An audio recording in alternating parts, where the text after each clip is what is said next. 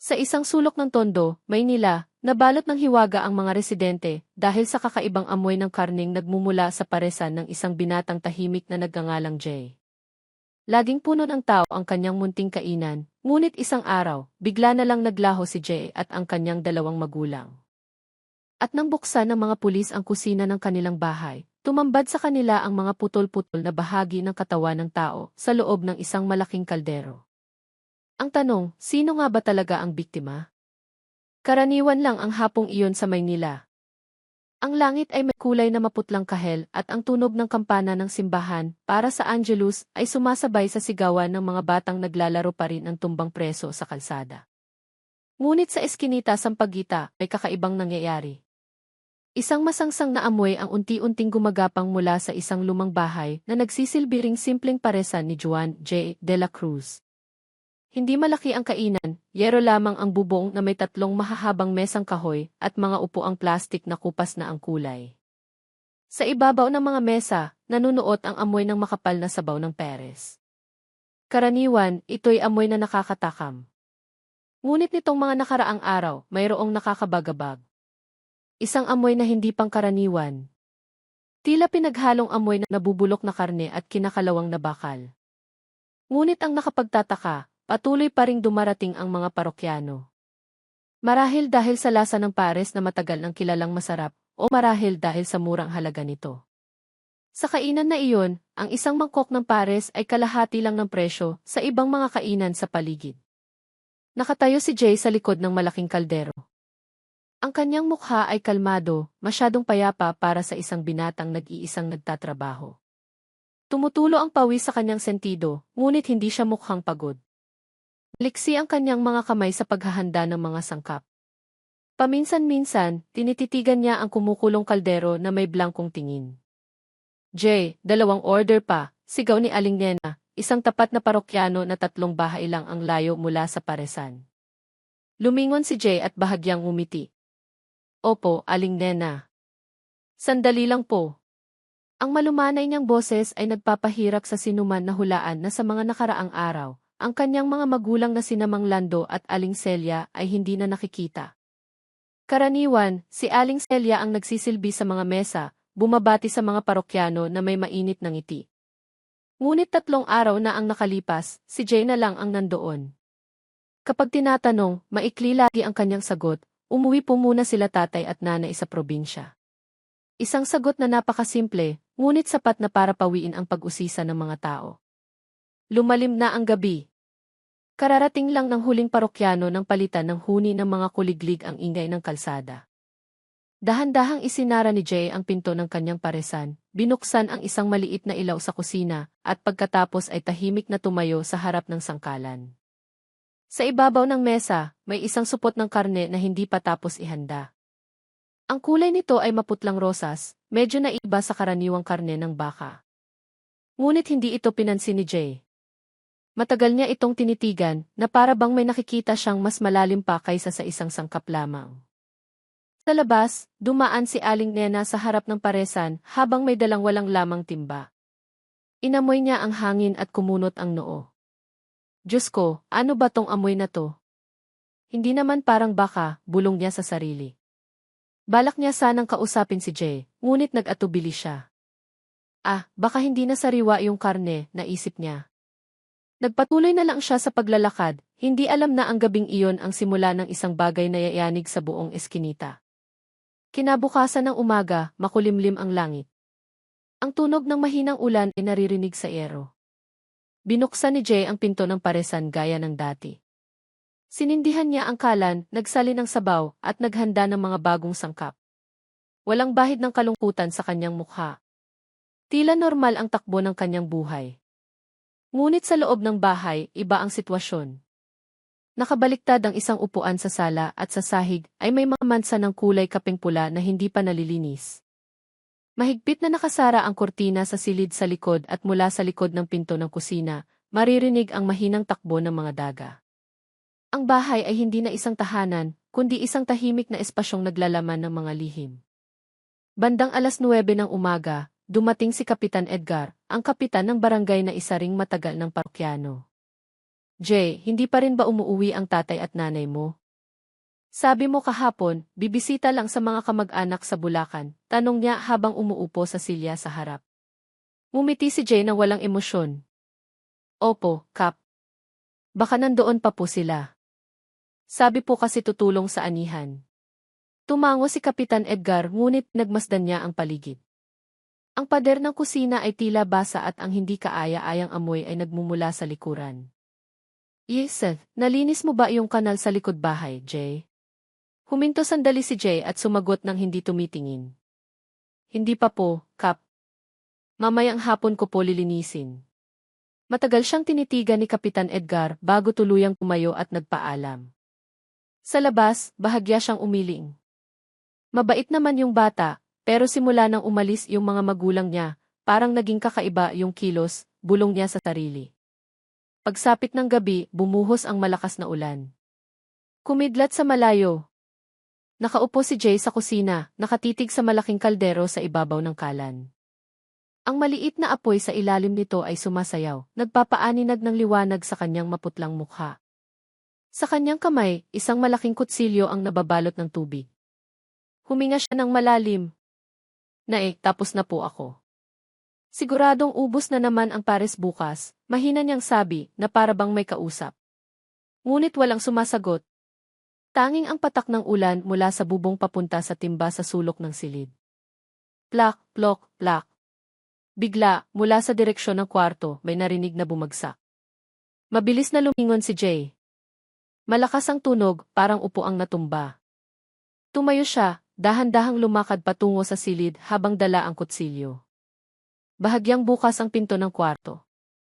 Mula sa siwang, nakikita ang isang puting tela na nakasabit sa upuan. Dahan-dahang binuksan ni Jay ang pinto. Walang tao. Isang litrato lang ng pamilya ang nahulog sa sahig. Sa litrato, nakatayo siya sa gitna kasama ang kanyang ama at ina. Malapad ang kanilang mga ngiti, ngunit ang kanilang mga mata ay tila walang laman.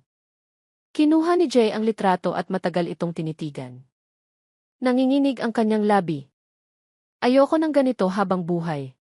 Ngunit ang kanyang boses ay nilamon ng malakas na kulog.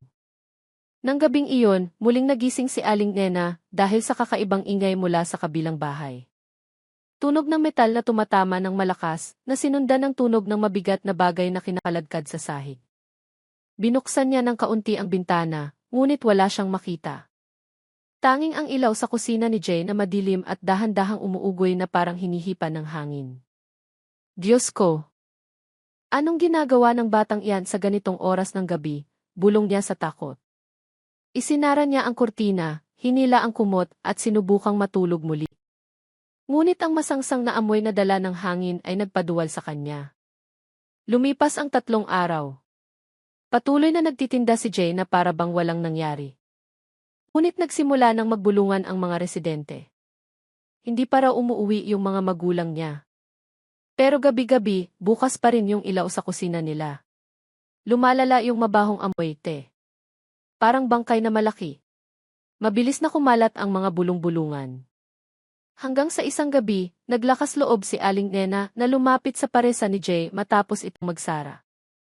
May dala siyang maliit na flashlight. Nang humakbang siya papunta sa likod ng bahay, natigilan siya. May isang malaking drum malapit sa pader ng kusina. Mula rito, may manipis na usok na lumalabas kasama ang mabahong amoy na tumutusok sa ilong. Tinutok niya ang flashlight at agad na namutla ang kanyang mukha.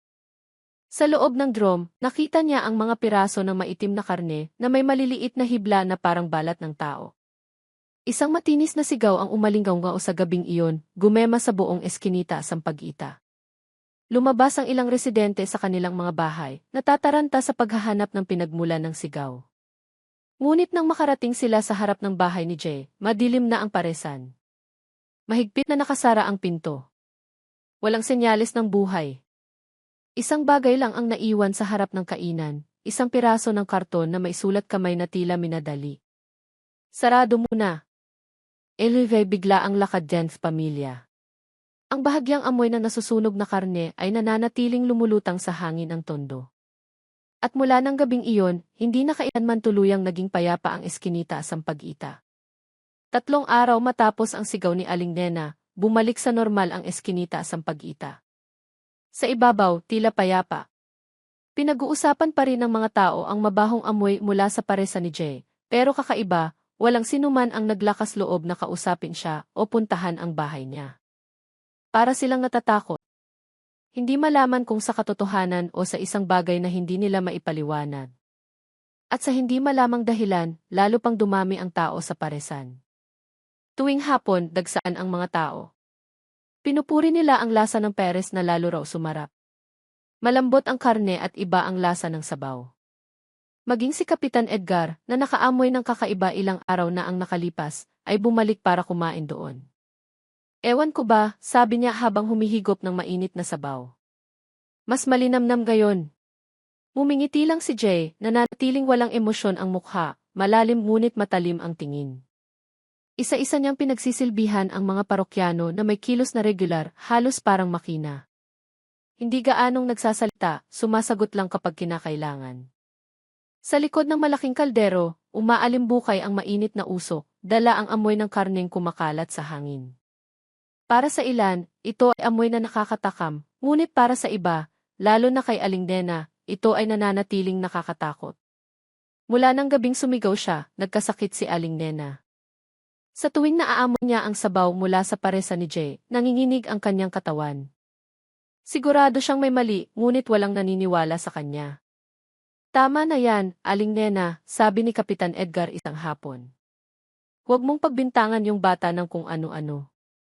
Baka nasa probinsya pa talaga yung mga magulang niya. Ngunit sa kaloob-looban niya, hindi pa rin lubos na kumbinsido si Kapitan Edgar. Nang hapong iyon, umulan na naman. Tila nagpipigil ng hininga ang Maynila sa ilalim ng kulimlim na langit. Nag-ipon ang tubig sa harap ng paresa ni Jay, ngunit patuloy pa ring dumarating ang mga parokyano. Maging ang ilang mga angkas rider ay sumilong doon para kumain. Mag-isang nagtatrabaho si Jay gaya ng dati. Ang kaliwang kamay niya ay naghahalo ng mga sangkap, ang kanang kamay ay kumukuha ng mangkok, ang mga mata niya ay paminsan-minsan tumitingin sa labas ng bintana. Mula sa kabilang direksyon, isang babae ang dumating na may itim na kapote.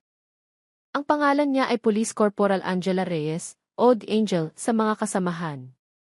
Siya ay miyembro ng Philippine National Police, ZE, na inatasang mag-imbestiga sa mga kaso ng nawawalang tao sa hilagang bahagi ng Maynila. Ang balita tungkol sa kakaibang amoy at sigaw sa gabi mula sa eskinita Sampaguita ay nakakuha ng kanyang atensyon. Nagpasya siyang pumunta ng hindi naka-uniforme, dala lamang ang isang maliit na kwaderno at cellphone sa bulsa. Isang pares, kuya, mahina niyang sabi ng umupo sa mesa malapit sa bintana. Saglit siyang tiningnan ni Jay at tumango. Maanghang po ba, ma'am? Katamtaman lang, sagot ni Angel. Maingat niyang pinagmasdan ang bawat kilos ni Jay. Walang kahina-hinala, lahat ay mukhang normal. Ngunit nang buksan ang malaking kaldero, ang amoy na lumabas ay nagpatakip sa ilong ni Angel. Mayroong hindi tama. Hindi ito ordinaryong karne ng baka, naisip niya. Nang iserve ang mangkok ng peres, kumuha si Angel ng isang piraso at dahan-dahan itong tinikman. Ang linamnam nito ay pambihira, ngunit may kakaibang pakiramdam sa dulo ng kanyang dila. Masyadong malambot, masyadong. Parang sa tao. Nagpigil siya ng hininga at bahagyang umiti. Masarap kuya, sabi niya na nagkukunwaring kalmado.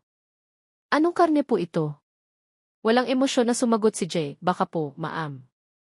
Sa suki ko po sa palengke kinukuha. Tumango si Angel.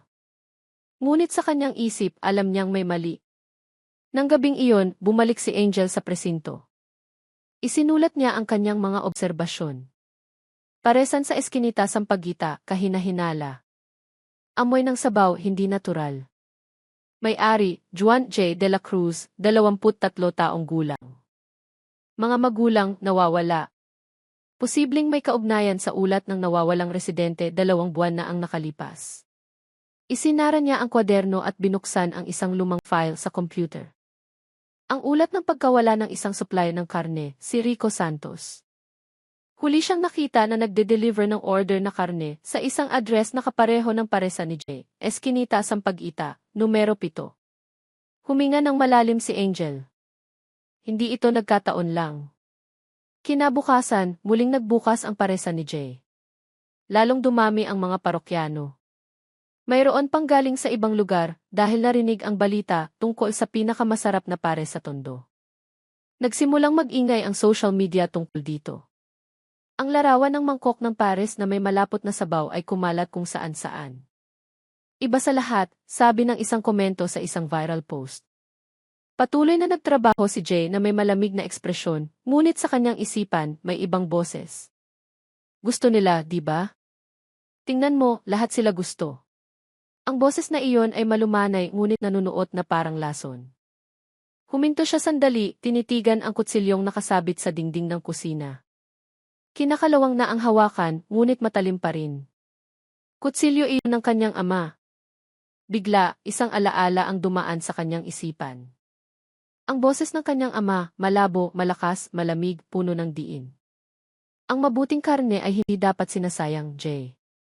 Gamitin ang lahat ng bahagi hanggang sa wala nang matira.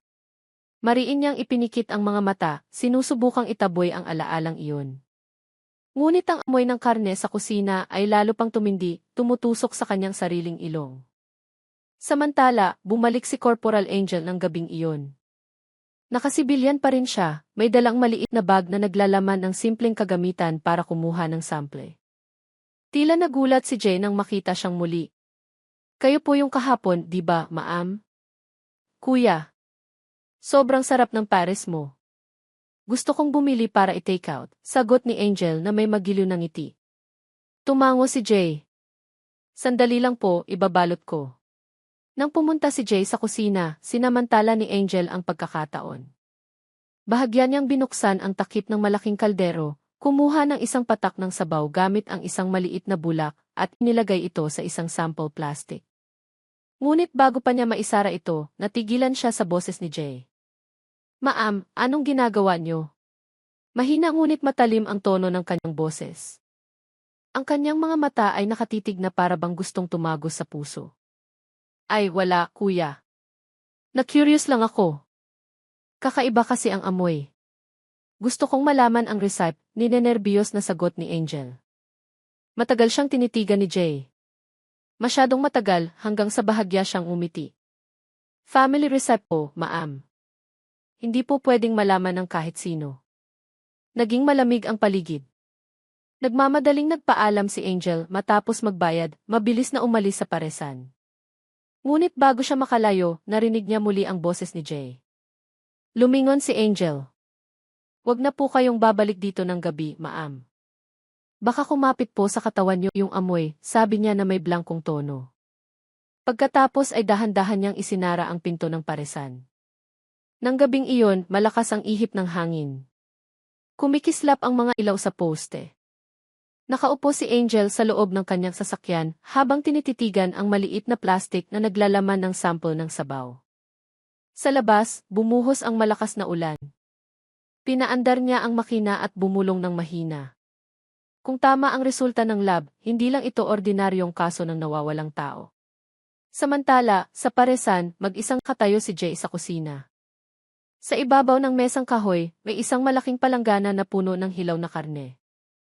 Kinuha niya ang kutsilyo ng kanyang ama at nagsimulang maghiwa ng dahan-dahan. Nanginginig ang kanyang mga kamay, ngunit nananatiling walang ekspresyon ang kanyang mukha. Mula sa bintana, kumidlat na nagpakita ng isang bagay sa sulok ng kusina. Isang piraso ng damit ni Aling Celia, ang kanyang ina, natuyo na at may mga mansa ng maitim na pula. Huminto si Jay sa paghihiwa, blanko ang kanyang tingin. Dumating na naman ang boses sa kanyang ulo, mahina ngunit malinaw. Kailangan mong ituloy, Jay. Lahat sila ay adik na. Tiningnan niya ang malaking kaldero sa kanyang harap, bahagyang umiti at sinabing, opo, tay. Hindi pwedeng mawala ang lasang ito. Muling naging tahimik ang gabi sa Tondo. Sa labas, ninanamnam ng mga residente ang lamig ng ulan habang pinupuri ang sarap ng pares mula sa eskinita sa Sampaguita. Walang sinuman ang nakakaalam na ang lasang pinupuri nila ay nagmula sa isang bagay na hindi dapat inihahain sa mesa ng tao. At mula ng gabing iyon, ang amoy ng sabaw ng pares mula sa kaininan ni Jay ay hindi na lang basta amoy ng sabaw, kundi amoy ng kasalanang hindi kayang hugasan kahit ng 1,000 buhos ng ulan. Ang gabi sa Maynila ay mas malamig kaysa karaniwan. Dala ng hangin ang amoy ng basang metal na maihalong bango ng sabaw na patuloy na umaalimbukay mula sa maliit na kusina sa Eskinita, Sampaguita, numero 7, ang paresan ni J. De La Cruz. Sa loob ng ilang linggo, naging usap-usapan ang kainan. Dumarating ang mga tao mula sa iba't ibang lugar para matikman ang pinakamasarap na pares sa buong Tondo. Walang nakakaalam kung ano ang nagpapasarap dito, pero wala silang pakialam. Ang alam nila, isang mangkok ng pares mula kay J ay kayang gawing adik ang kanilang panlasa. Ngunit ng gabing iyon, hindi mga parokyano ang dumating kundi mga pulis. Bandang 9:00 ng gabi, 2 patrol car ang huminto sa dulo ng Eskinita, Sampaguita. Hindi binuksan ang sirena, tanging ang asul na ilaw na dahan-dahang umiikot sa ilalim ng kulimlim na langit. Bumaba si Corporal Angel Reyes mula sa cots, nakasuot ng itim na jacket at latex gloves. Sa likod niya ay may 3 miyembro ng Scene of the Crime Operatives, SOCO, at isang opisyal na tagapangasiwa. Sigurado ka bang ito ang address? Tanong ng opisyal. Opo, Major. Eskinita, Sampaguita, numero 7. Ang may-ari ay si J. De La Cruz, mabilis na sagot ni Angel. May matibay na indikasyon na may kaugnayan siya sa kaso ng mga nawawalang tao, base sa sample ng sabaw na kinuha ko kahapon. Mariing tumango ang opisyal. Sige, gawin natin ito ng maingat. Huwag ipaalam sa mga residente. Dahan-dahan silang naglakad sa makipot na eskinita na madulas dahil sa ulan. Patay ang mga ilaw sa mga bahay sa kaliwat kanan. Ilang aso lang ang tumatahol sa malayo. Isang malansang amoy ang unti-unting sumalubong sa kanila bago pa man sila makarating sa harap ng bahay ni Jay. Sarado ang pinto ng paresan. Walang ingay, walang senyales ng buhay. Ngunit may manipis na usok pa ring lumalabas mula sa tsimenya ng kusina. Sumenyas si Angel at 2 pulis ang agad na lumapit sa pinto. J. De La Cruz. Pulis to, malakas na sigaw ni Angel habang 3 beses na kumakatok. Walang sagot. Buksan mo ang pinto. May itatanong lang kami. Tahimik pa rin. Tanging ang tunog ng tubig na tumutulo mula sa alulod. Sa huli, sinipa ng isang pulis ang pinto. Umalingaw-ngaw ang malakas na tunog sa buong eskinita. Bumukas ang pinto at isang mabahong amoy ang agad na sumalakay. Malakas, nakakasulasok, halos magpaduwal sa kanila. Tinakpan ni Angel ang kanyang ilong. Diyos ko, anong amoy to? Binuksan nila ang kanilang mga flashlight. Ang sahig ng paresan ay basa. May mga mansa ng maitim na pula na dumadaloy mula sa direksyon ng kusina. Sa mesa, may 2 mangkok pa ng pares na hindi nagalaw. Malamig na ang sabaw, ngunit lumulutang ang sebo sa ibabaw. Bumubuo ng kakaibang hugis na parang mukha ng taong naghihirap. 2 tao sa likod. Ako sa kusina, utos ni Angel. Dahan-dahan siyang pumasok sa kusina. Madilim ang ilaw doon, isang maliit na bumbilya lang ang nakasabit sa gitna. Sa ilalim ng liwanag na iyon, nakita ang isang malaking kaldero na dahan-dahan pa ring kumukulo. Ang usok nito ay nagkakalat ng amoy na lalong nagpapasikip sa dibdib. Lumunok siya. Ang kanang kamay niya ay nakahawak sa baril. Ang kaliwang kamay ay may hawak na flashlight. Jay, mahina niyang tawag. Nandyan ka ba? Walang sumasagot. Ngunit mula sa likod ng sangkalan, may narinig siyang mahinang tunog. Klatak, klatak. Parang metal na tumatama sa isang bagay na matigas. Lumapit si Angel, tinutok ang flashlight sa ilalim ng mesa, at doon niya ito nakita.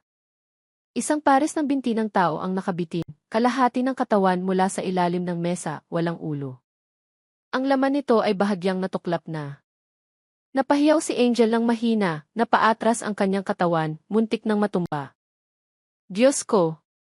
Tao! Katawan ng tao to. Agad na pumasok ang ibang pulis at sinuri ang paligid. Binuksan ng isa ang malaking kaldero sa kalan at tiningnan ang laman nito na may maputlang mukha. Ma'am, wag niyo nang tingnan, nanginginig niyang sabi. Ngunit nakita na ni Angel. Sa loob ng kaldero, hindi ito ordinaryong sabaw, kundi mga piraso ng laman ng tao na nilaga kasama ng buto, sibuyas, at mga pampalasa.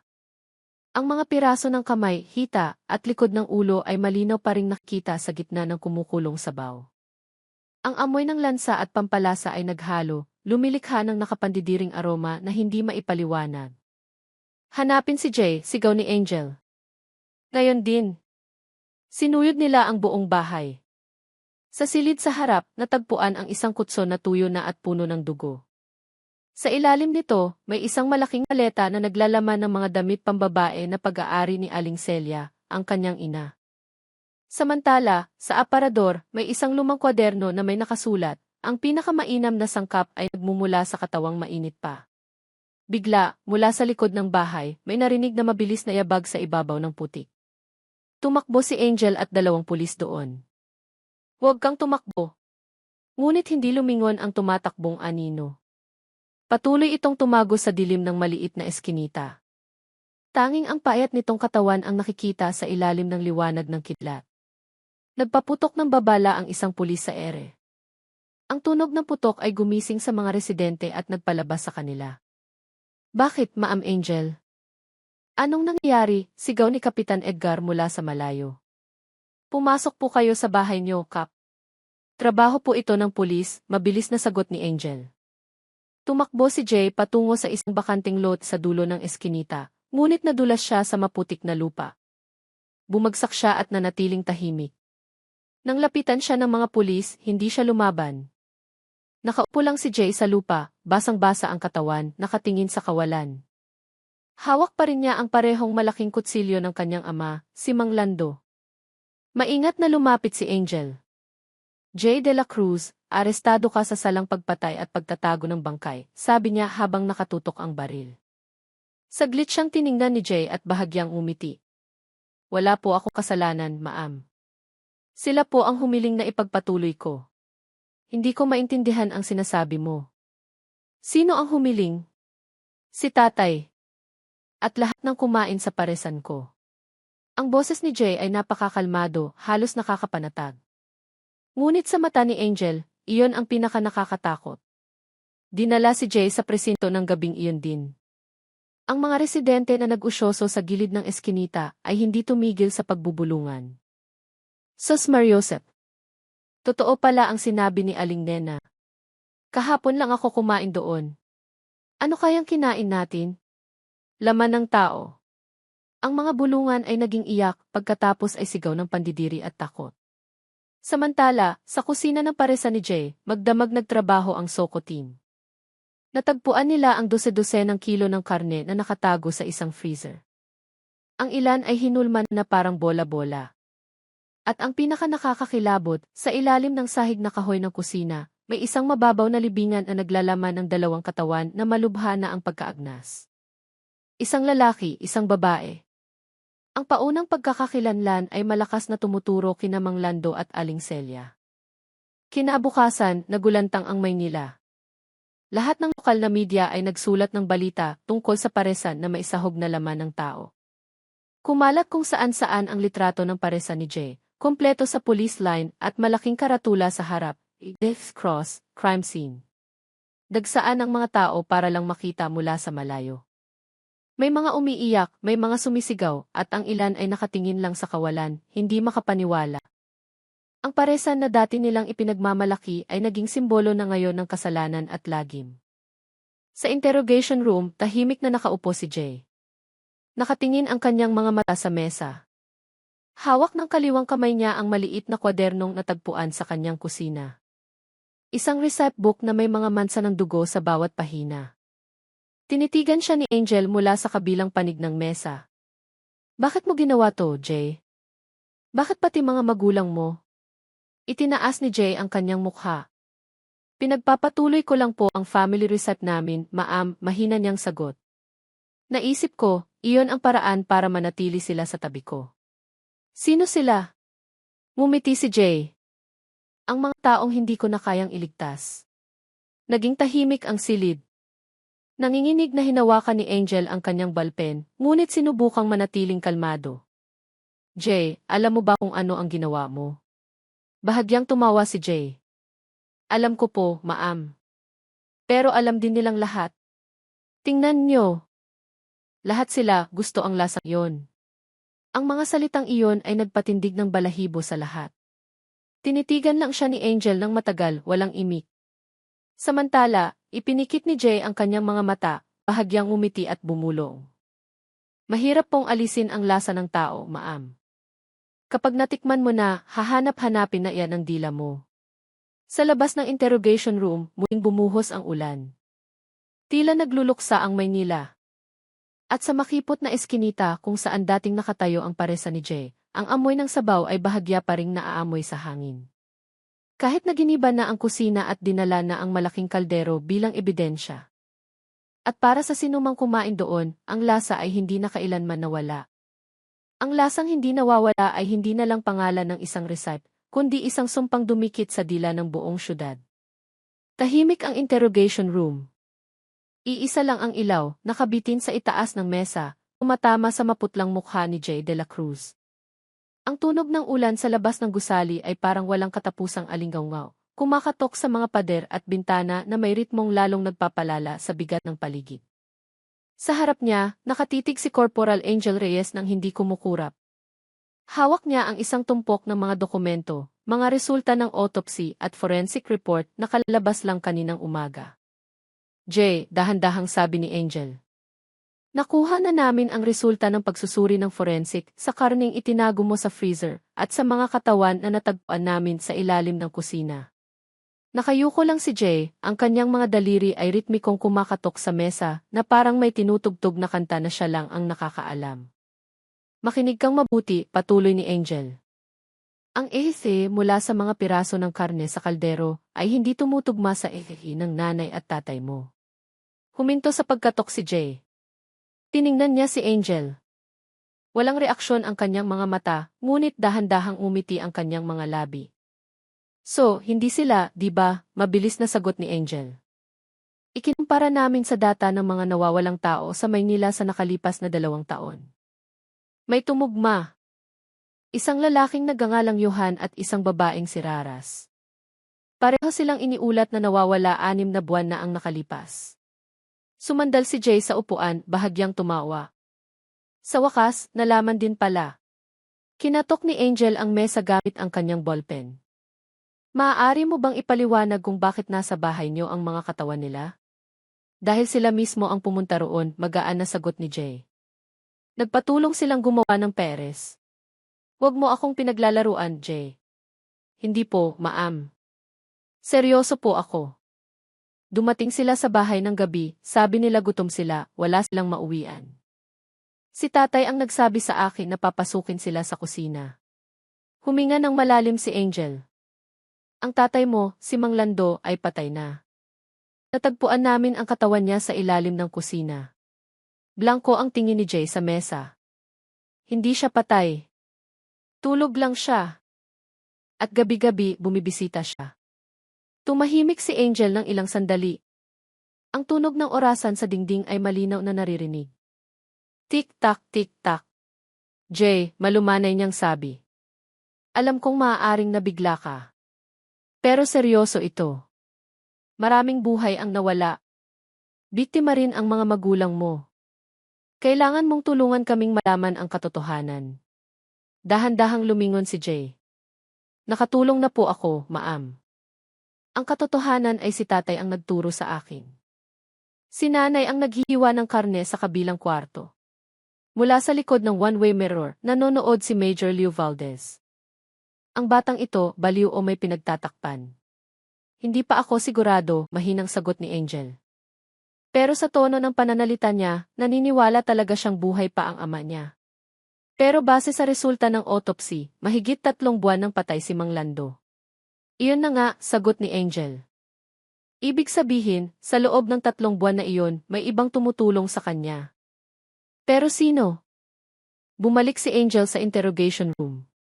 Inilagay niya ang isang voice recorder sa mesa at pinindot ang play button. Narinig ang mga sigawan mula sa kusina noong gabing mahuli sila. Tunog ng mga kaldero, kumukulong tubig at mabilis na mga yabag. Kaninong boses ito, Jay? Tanong ni Angel. Tumingin si Jay sa sahig. Boses po yan ng kaldero ko. Hindi tao, pero may boses ng lalaki sa recording. Pakinggan mo. Nilakasan ni Angel ang volume. Isang malalim na boses ang malinaw na narinig. Huwag kang hihinto, Jay. Haluin mo hanggang sa maging pino. Matigas pa ang karne. Tumingin ng matalim si Jay. Boses yan ni tatay. Halos mawala ng pasensya si Angel. Impossible. Natagpuan na namin ang katawan ng tatay mo. Ikaw ang pumatay sa kanila. Ngunit hindi nagalit si Jay. Ngumiti lang siya ng mahina. Ma'am, si tatay ay hindi kailanman tuluyang umalis. Nandoon pa rin siya sa kusina. Naririnig ko siya gabi-gabi. Lumipas ang mga araw. Ang Maynila ay abala pa rin sa nakakakilabot na balita. Puno ng mga reporter ang harap ng presinto. Sa social media, kumalat ang litrato ni Jay na may caption na "Baliw dire binatang kanibal." Ngunit para kay Angel, may mas nakakabagabag pa kaysa sa balita. Bakit hindi tumugma ang AV sa mga magulang niya? Tinitigan niya ang investigation board sa kanyang opisina. Ang mga litrato ng mga nawawalang biktima ay nakadisplay na may mga pulang sinulid na nag-uugnay sa isa't isa. Sina Johan at Raras ay dalawa lang sa 5 taong nawala sa nakalipas na taon sa paligid ng Eskinita Sampaguita. Lahat ay naglaho ng walang bakas at lahat ay may iisang pagkakatulad, kumain sila sa paresa ni Jay. Kung hindi ang mga magulang niya, ibig sabihin inilibing sila sa kusina hindi lang ni Jay mag-isa, bulong ni Angel. Lumapit si Major Valdez. Sa tingin mo may kasabwat? Maaaring higit pa riyan, sagot ni Angel. Naghuhinala ako na hindi lang ito simpleng pagpatay. May pattern, may ritual. Nang gabing iyon, nagpasya si Angel na bumalik sa crime scene ng mag-isa. Tahimik na ngayon ang Eskinita Sampaguita. Nakakabit pa rin ang police line sa harap ng madilim na paresan. Ang amoy na natirang sabaw ay bahagya pa ring naaamoy na para bang ayaw umalis. Binuksan niya ang kanyang flashlight at pumasok. Umalingaw-ngaw ang kanyang mga yabag sa sahig na puno na ng mga marka ng forensic. Pagdaan sa kusina, may napansin si Angel na hindi niya nakita kahapon. Sa likod ng isang kahoy na aparador, may isang maliit na nakatagong pinto na nakadikit sa pader na may mga lamat na. Lumapit siya at sinubukang buksan. Nakalock mula sa loob, ngunit sa ilalim ng pinto ay may maliit na siwang, sapat para ipasok ang flashlight. Nang itutok niya ang ilaw sa loob, natigilan si Angel. Sa likod ng pinto, nakita ang isang maliit at madilim na silid na may mga bakal na estante at mga garapong salamin. Sa bawat garapon, may mga piraso ng karne na nakapreserve sa isang malinaw na likido. At sa bawat garapon, nakasulat ang pangalan, Johan, Raras, Benny, Sulastri, Yono. May 5 pangalan.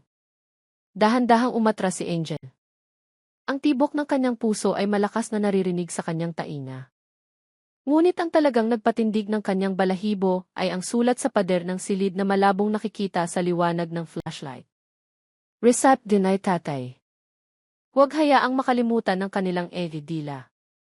Kinabukasan, dinala ni Angel ang kanyang natuklasan sa interrogation room. Inihagis niya ang mga litrato ng mga garapon sa harap ni Jay. Akala mo hindi namin ito mahahanap, tumaas ang kanyang boses. Lahat ng biktima mo, tinago mo na parang sangkap sa pagluluto. Tiningnan ni Jay ang mga litrato at dahan-dahang tumango. Mabuti naman, nakita niyo na rin sa wakas ang kusina ni tatay. Nagpigil ng hininga si Angel. Patay na ang tatay mo. Kung patay na siya, bakit buhay pa rin ang receipt niya? Sagot ni Jay na walang emosyon. Nangako si tatay na mananatili siya sa bawat karning nilalaga. Ang boses na iyon. Napakakalmado, ngunit ang kanyang mga mata ay blanko, malalim at walang bahid ng pagsisisi. Tinitigan lang siya ni Angel ng walang imik.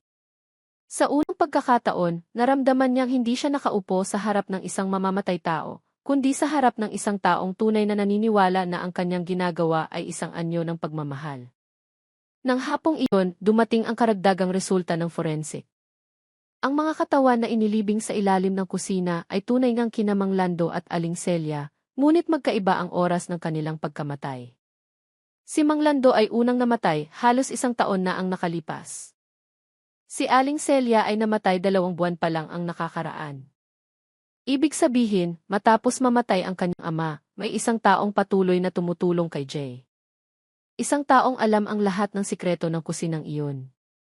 At ang pinakakakaiba, sa mga kuko ni Aling Celia, natagpuan ang mga tira ng hilaw na karne. Hindi mula sa ibang tao, kundi mula mismo kay Mang Lando. Isinara ni Angel ang file, naninigas ang kanyang mukha.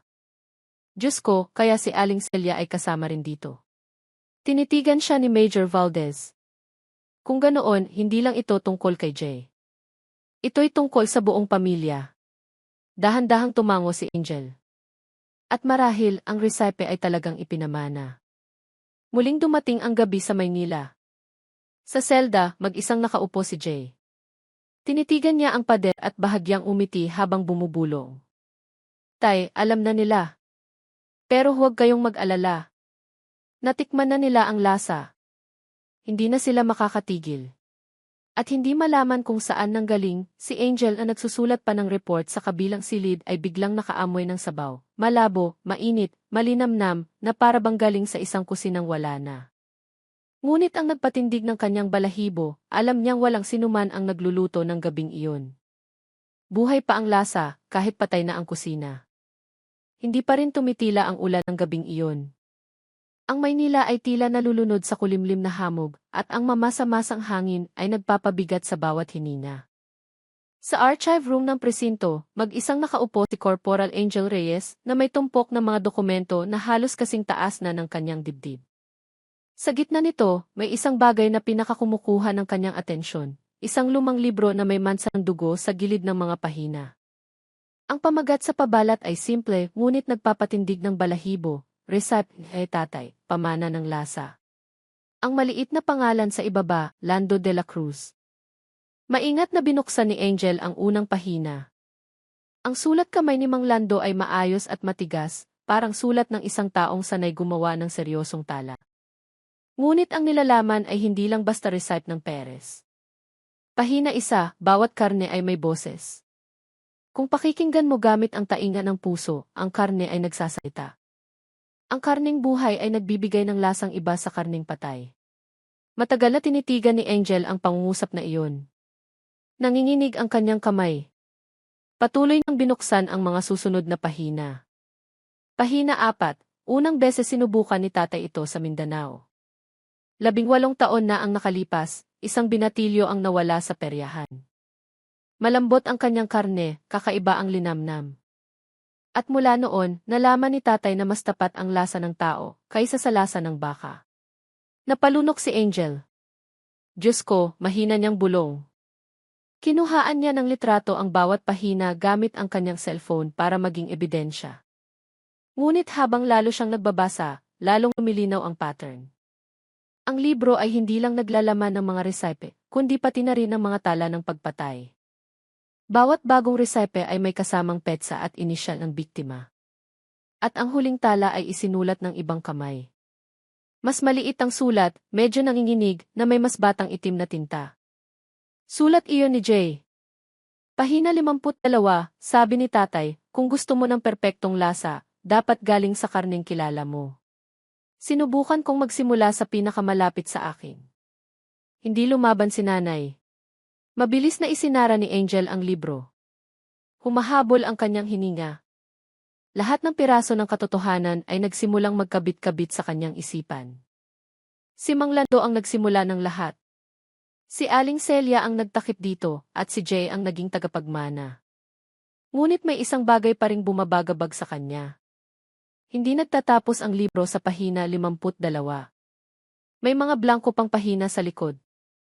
Ngunit nang itapat sa ilaw, nakita ni Angel ang mga malabong bakas ng sulat. Kumuha siya ng graphite powder mula sa drawer ng forensic at dahan-dahang ipinahid sa papel. Unti-unting lumitaw ang mga nakatagong letra.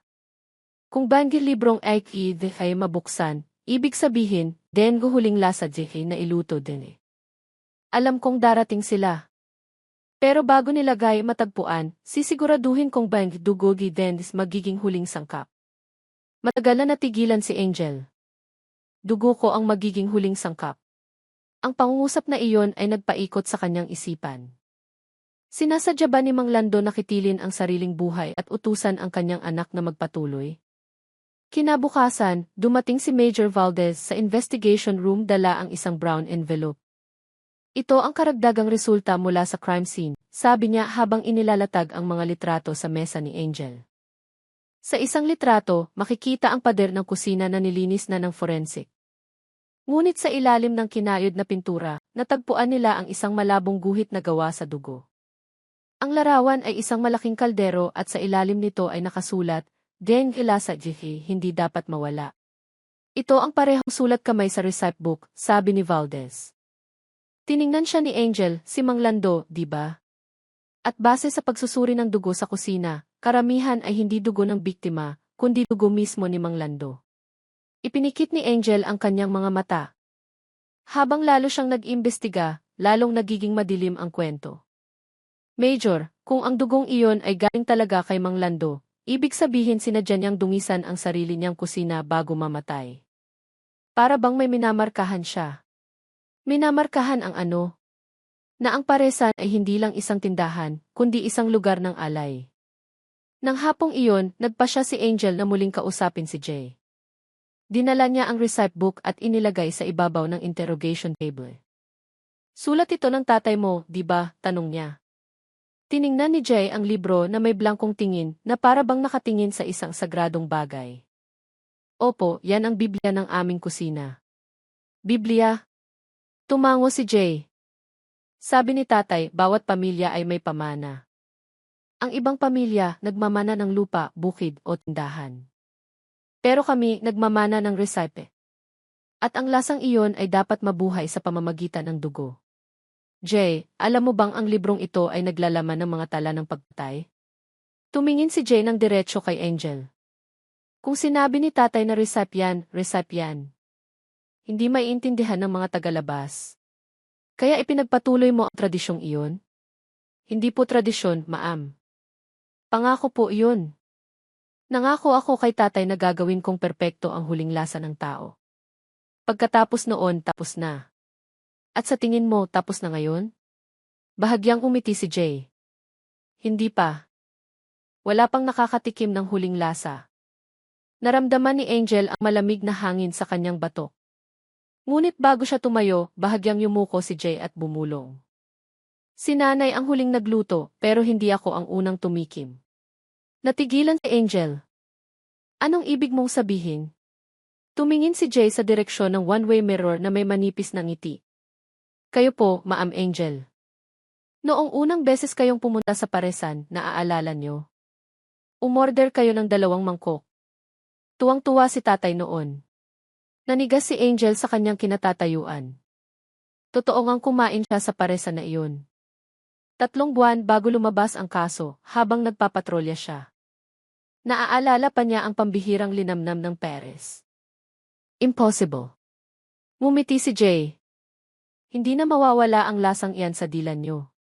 Mabilis na tumayo si Angel, pinipigilang ipakita ang takot. Ngunit mabilis ang tibok ng kanyang puso at biglang naging mapait ang kanyang lalamunan. Ang mahinang tawa ni Jay ay umalinggaw sa silid, walang emosyon ngunit tumatagos hanggang buto. Sabi ni tatay, kapag nakatikim ka na ng lasa ng tao, hindi mo na ito makakalimutan. Ngayon, naiintindihan niyo na kung bakit pabalik-balik ang mga tao sa paresan ko. Pagkatapos ng interogasyon, lumabas si Angel na parang lutang. Sa pasilyo, sinalubong siya ni Valdez. Namumutla ka. Anong problema? Mabilis na umiling si Angel. Wala, pagod lang. Ngunit sa kanyang isipan, paulit-ulit ang mga salita ni Jay na parang alingaungaw.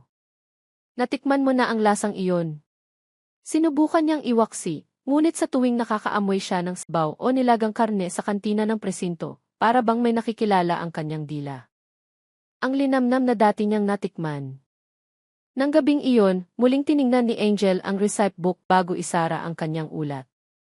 Sa huling pahina, sa ilalim ng sulat ni Mang Lando, may isang maliit na dagdag na sulat na ngayon niya lang napansin. Kung banks lasang this ay makarating AC isang alagad ng batas, ibig sabihin, tapos decadence pangako ng aming pamilya. Nanginginig ang kanyang kamay. Ibig sabihin ba nito, siya ang huling bahagi ng recipe? O ang mensaheng iyon ay para talaga sa kanya mula pa sa simula? Kumurap-kurap ang ilaw sa kanyang opisina. Mula sa malayo, malabong narinig ang tunog ng kumukulong tubig. Lumingon si Angel sa maliit na pantry sa dulo ng opisina, ngunit walang tao roon.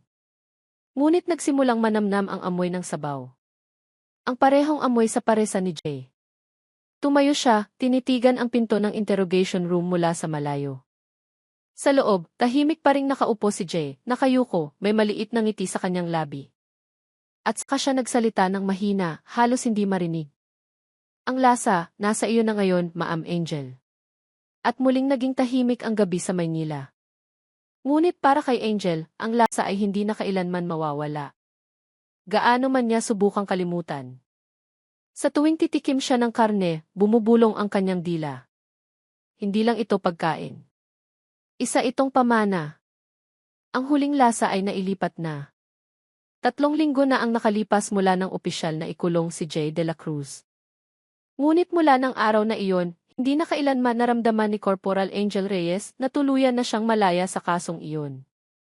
Gabi-gabi siyang nagigising dahil sa iisang amoy, kumukulong sabaw, malutong na bawang, at ang malabong amoy ng metal na parang sariwang dugo. Ang amoy na iyon ay tila dumikit sa kanyang dila. Gaano man karaming beses siyang magsipilyo o uminom ng tubig. At ang nakapagtataka, sa tuwing kakain siya ng karne, ang linamnam nito ay nagpapaluha sa kanya. Isang umaga, nakaupo si Angel sa kantina ng presinto, umorder ng sinangag gaya ng dati. Ngunit nang unang subo niya, agad niya itong isinuka. Nagtatakang tumingin ang kanyang mga kasamahan. Ma'am Angel, ayos ka lang? Hindi ba masarap? Mabilis na umiling si Angel. Hindi, masama lang ang tiyan ko. Ngunit hindi dahil sa sinangag, hindi rin dahil sa pagod, kundi dahil bawat kagat ng pagkain ngayon ay nagdudulot ng imahe ng karne sa kaldero, ang karneng dati niyang nakita sa kusina ni Jay. At sa kanyang isipan, naririnig niya ang boses ng isang matandang lalaki na malumanay na bumubulong. Mas tapat ang lasa ng tao kaysa sa lasa ng baka. Agad niyang ibinaba ang kutsara. Mabigat ang kanyang hininga. Ang boses na iyon. Boses ni Mang Lando. Sinubukan ni Angel na pakalmahin ang sarili. Inabala niya ang sarili sa mga bagong ulat, ngunit ang kanyang isipan ay laging bumabalik sa lumang recipe book na nakatago na ngayon sa evidence room. May kakaibang puwersa sa loob niya na gustong buksan muli ang libro, na para bang may hindi pa siya natatapos basahin. Ngunit sa tuwing sinusubukan niyang kalimutan ito, naririnig niya ang boses ni Jay na umaalinggaw sa kanyang ulo. Ang lasa, nasa dila mo na, Ma'am Angel. Ang mga salitang iyon ay parang isang orasyon. Kinamumuhian niyang alalahanin, ngunit ang sarili ng katawan ay tumatangging makalimot. Kahit sa pagtulog, nararamdaman pa rin ng kanyang dila ang linamnam ng pares na dati niyang kinain sa paresa ni Jay. At sa tuwing nagigising siya, maalat ang kanyang lalamunan na parang kalulunok lang ng dugo. Isang gabi, naglakas loob si Angel na bumalik sa evidence room. Tahimik na ang gusali ng presinto, tanging tunog ng orasan at mahinang ulan sa labas. Binuksan niya ang salaming kabinet, kinuha ang recipe ni tatay. Malamig ang pabalat sa kanyang kamay. At nang buksan niya ang mga pahina, muling lumitaw ang kakaibang amoy ng sabaw. Kahit na walang pagkain sa silid na iyon. Binuksan niya ang huling pahina. Malinaw pa rin ang sulat ni Jay. Yan huling lasa Jay na ilipat din. Sa ilalim mismo ng pangusap na iyon, napansin ni Angel ang isang mansa ng mantika na bumubuo ng kakaibang pattern. Dahan-dahan niya itong pinunasan ng tissue at natuklasan ang malabong letra sa ilalim. Dugo ng alagad ng batas James bubuhay bagong kusina. Napaatras si Angel. Dugo ng alagad ng batas, bulong niya. Ako ba ang tinutukoy niya? Isang pinto ang dahan-dahang umirit sa likuran niya. Mabilis na lumingon si Angel ngunit walang tao. Ngunit mula sa dulo ng pasilyo, malabong narinig ang tunog ng kalderong tumataginting at kumukulong tubig. Sinundan niya ang tunog. Nanginginig ang kanyang mga hakbang. Ang pinagmumulan pala ay ang maliit na pantry ng presinto, kung saan karaniwang nagtitimpla ng kape ang mga pulis. Ngunit ng gabing iyon, bukas ang kala ng mag-isa. Sa ibabaw nito, may isang malaking kaldero na mailamang tubig na dahan-dahang kumukulo. At sa mesa, may isang mangkok ng pares na may maliit na sulat sa platito. Para sa'yo, Ma'am Angel. Natigilan si Angel. Sino ang naglagay nito doon? Lumapit siya ng maingat. Ang amoy ng pares ay napakapamilyar, eksakto sa natikman niya sa paresa ni Jay. Ang linamnam nito ay tumago sa kanyang ilong, nagpalaway sa kanya, at sa hindi malamang dahilan, nanginginig ang kanyang kamay na gustong hawakan ang kutsara. Ngunit bago pa niya mahawakan ang mangkok, nagulat siya sa isang boses mula sa likuran. "Ma'am Angel," boses ni Major Valdez. Nakatayo siya sa pinto ng pantry na may nagtatakang ekspresyon. "Anong ginagawa mo rito?" Mabilis na lumingon si Angel, maputla ang mukha. "Ako. May narinig akong ingay dito. Itong kaldero, kumukulo ng mag-isa." Lumapit si Valdez, sinuri ang kalan. Ngunit nang tingnan niya ang kaldero, walang laman ito. Walang kahit ano sa loob. At sa mesa, ang mangkok ng pares na malinaw niyang nakita kanina ay nawala na. "Ha? Pero kanina." Tinitigan siya ni Valdez na may nakataas na kilay. "Ma'am Angel, baka pagod ka lang. 3 linggo ka nang walang pahinga. Magpahinga ka muna." Gusto sanang tumutol ni Angel, ngunit hindi makalabas ang kanyang boses. Ang nakita niya, ang naamoy niya, ay totoo. Ngunit paano niya ito ipapaliwanag? Ilang araw ang lumipas, lalong lumala ang kalagayan ni Angel. Madalas siyang tulala, nawawala ng pokus, at minsan ay napagalitan pa ang isang kasamahan ng walang dahilan. Sa kanyang pagtulog, paulit-ulit ang parehong panaginip. Nasa kusina siya ni Jay. Ngunit sa pagkakataong ito, siya ang may hawak ng kutsilyo. Sa harap niya, nakahandusay ang katawan ni Jay sa sangkalan, at ang boses ni Mang Lando ay naririnig sa kanyang likuran. "Ngayon, ikaw naman ang magsusulat ng receipt, Angel." Nang magising siya, ang kanyang mga kamay ay puno ng dugo, kahit wala namang sugat. Sa huli, nagpasya si Major Valdez na dalhin si Angel sa police psychiatrist. Ngunit ang resulta ng pagsusuri ay lalong nagpagulo sa lahat. Sinabi ng doktor na walang malubhang sakit sa isip si Angel. Ngunit ipinakita ng mga pagsusuri na tumataas ang kanyang adrenaline level sa tuwing nakakarinig ng salitang pikarne o tisabaw. Parang may emotional stimulus, sabi ng doktor. Hindi trauma. Mas parang alaala ng lasa. Natulala si Angel. Alaala ng lasa. Posible bang ang lasang iyon ay tunay na nabubuhay sa loob niya? Nang sumunod na gabi, hindi na nakatiis si Angel. Pumunta siya sa selda ni Jay. Nakaupo si Jay sa sulok, bahagyang umiti nang makita siyang dumarating.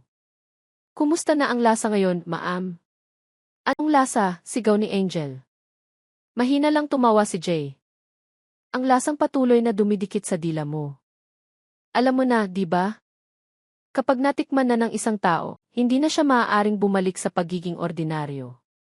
"Jay, anong ginawa mo sa akin?" "Wala po akong ginawa. Si tatay ang pumili sa inyo. Sabi niya, malakas ka. Isa kang alagad ng batas, isang alagad ng lasa." Lumapit si Jay sa rehas. "Sa tingin mo, bakit buhay pa rin ang kusinang iyon kahit giniba na?" "Dahil ang dila mo ang nagpapatuloy." "Tumahimik ka," sigaw ni Angel. Ngunit nanginginig ang kanyang boses. Umatras siya, hawak ang kanyang bibig na biglang naging maalat na naman. Umiti lang ng malapad si Jay. "Malalaman mo rin, ma'am. Hahanapin ka ng lasang yan. At kapag nagluto ka na, malalaman mo kung anong sangkap ang pinakabagay." Ilang araw ang lumipas, hindi pumasok si Angel sa opisina. Akala ni Valdez ay nakalive siya. Ngunit ng gabing iyon, nag-report ang kapitbahay ni Angel sa presinto. Nakaamoy sila ng malapot na sabaw mula sa kanyang bahay na mahigpit na nakasara. Dumating ang mga pulis at paulit-ulit na kumatok, ngunit walang sumasagot. Sa huli, pinasok nila ito. Sa kusina, isang malaking kaldero ang kumukulo sa ibabaw ng kalan, at sa mesa, may isang mangkok ng pares, ang parehong mangkok na nakita niya noon. Kumpleto sa maliit na sulat sa ilalim ng plato, lasa ng alagad ng batas. Ngunit hindi natagpuan si Angel kahit saan. Kinabukasan, muling ginulantang ang Maynila. Si Corporal Angel Reyes ay misteryosong nawawala. Ang huling ebidensya ay isang mangkok lamang ng peres. Samantala, sa kanyang selda, tahimik na nakaupo si Jay, nakangiti habang binabasa ang dyaryo. Tumingin siya sa cases camera at bumulong. Ngayon, naiintindihan mo na, Ma'am Angel. Ang lasa ay hindi namamatay. Ito ay naghahanap. At nang gabing iyon, mula sa pantry ng presinto, muling naamoy ang mainit na sabaw. Hindi naglakas loob ang mga bantay na lumapit, dahil mula sa direksyon ng pantry, malabong narinig ang boses ng isang babae na mahinang umaawit. Isang boses na kilalang kilala nila. Ang boses ni Corporal Angel Reyes. Ang pamana ng lasa ay may bago ng tagapag-alaga. 2 buwan na ang nakalipas mula nang ideklarang nawawala si Corporal Angel Reyes, at ang kanyang kaso ay naging isang misteryong bumabagabag sa mga taga-Maynila. Paulit-ulit na hinalughog ng mga pulis ang kanyang bahay, ngunit wala silang nakita. Walang senyales ng karahasan, walang bakas ng pagtakas, maging ang cellphone niya ay naglaho na parang kinain ng lupa. Ngunit ang pinakakakaiba, sa tuwing umuulan, nanunumpa ang mga kapitbahay na nakakaamoy sila ng matapang na sabaw na nagmumula sa mga siwang ng bentilasyon ng bahay ni Angel. Ang parehong amoy mula sa paresa ni Jay noon. Sa gitna ng pangamba, isang bagong balita ang lumabas. Isang maliit na paresan sa dulo ng Tuazon Boulevard sa Cubao ang biglang dinumog ng mga tao. Ang kainan ay simple, gawa lang sa kahoy at yero. Ngunit gabi-gabi, humahaba ang pila. Ang pangalan ng kainan, Pares ni Ate Evie. At sa menu board nito, nakasulat, Dangelas ang hindi malilimutan. Inakala ng ilan na ito'y nagkataon lang. Ngunit nang matikman nila ang Pares, marami ang nagkatinginan na may pagtataka. Ang lasa, parehong-pareho sa Pares ni Jay noon, bulong ng isang bumibili. Nga, eksakto ang linamnam. Pati ang amoy, pareho. Sa loob ng isang linggo, naging viral ang paresan. Marami ang dumayo para lang patunayan ang misteryosong lasa. Ngunit walang sinuman ang nakakita kung sino ang may-ari. Tuwing gabi, nagbubukas ito bago mag-Angelus at nagsasara bago maghating gabi. Ang nagtitinda ay laging nakasuot ng face mask at malaking hood. Kilala lang siya ng mga tao sa tawag na Ate Evie. Ang balitang iyon ay nakarating sa wakas kay Major Leo Valdez, na siyang namumuno na ngayon sa investigasyon ng kaso ni Jay. Nang marinig niya ang pangalan ng paresan, napigil ang kanyang hininga. Ate Evie, bulong niya. Impossible. Agad niyang inutusan ang 2 tauhan na magpanggap at magmanman sa paresan. Unang gabi, nag-report sila na talagang napakatapang ng amoy ng sabaw, ngunit wala silang nakitang kahina-hinala. Ikalawang gabi, sinubukan ng isang pulis na bumili ng pares at mag-uwi para suriin. Ngunit kinabukasan, hindi pumasok sa opisina ang pulis. Natagpuan siyang walang malay sa kanyang bahay, nanginginig ang katawan. Samantala, sa kanyang kusina, ang mangkok na may pares ay wala ng laman. Kahit hindi pa niya ito nakakain. May kumatok daw sa pinto hating gabi, sabi ng takot na asawa. Pagbukas niya, walang tao, pero napuno ng amoy ng sabaw ang buong bahay. Si Major Valdez na mismo ang pumunta sa lokasyon. Gabi noon, manipis ang ulan. Ang Maynila ay amoy basang lupa at pritong pagkain mula sa mga bangketa. Ang pares ni ate ay mukhang tahimik mula sa malayo, na may madilaw na ilaw at tunog ng kutsarang tumatama sa mangkok mula sa kusina. Umupo si Valdez sa harap, naghihintay. Inihain ng tindera ang isang mangkok ng pares na may ngiti sa likod ng maskara. Subukan niyo po, sir. Siguradong may maaalala kayo sa lasang ito. Tinitigan siya ni Valdez ng mabuti. Ang kilos ng kanyang katawan, ang paraan ng paghawak sa kutsara, maging ang kanyang mga mata na medyo mapungay. Nanikip ang kanyang dibdib. Angel. Huminto sandali ang babae. Ngunit hindi sumagot, umiti lang sa likod ng maskara at pumasok sa kusina. Tumayo si Valdez, sinubukang sumunod. Ngunit nakalock ang pinto ng kusina. Kumatok siya ng ilang beses, walang sumasagot. Ngunit mula sa loob, narinig ang tunog ng kumukulo, nag-umpog ang kutsilyo at mga yabag. Lalong tumapang ang amoy ng sabaw hanggang sa napaluha ang kanyang mga mata. Nang muling tingnan ni Valdez ang mesa, wala nang laman ang kanyang mangkok. Sigurado siyang hindi pa niya ito nagagalaw. Kinabukasan, nag-report si Valdez sa kanyang hepe na kailangang imbestigahan ang paresan. Ngunit nang dumating ang isang team ng sumunod na gabi, wala na ang paresan. Literal na nawala. Walang gusali, walang bakas ng kalan. Maging ang lupa ay mamasa-masa, na parang kalilinis lang. Ngunit sa isang poste ng kuryente malapit doon, natagpuan ang isang menu board na gawa sa kahoy. Malabo na ang sulat, ngunit mababasa pa rin, Den Lasa Jike hindi mawawala. At sa likod ng board, nakadikit ang isang maliit na litrato ni Corporal Angel Reyes na nakasibilyan at may malumanay ng ngiti. Sa ilalim ng litrato, may sulat kamay, salamat, pagtikim.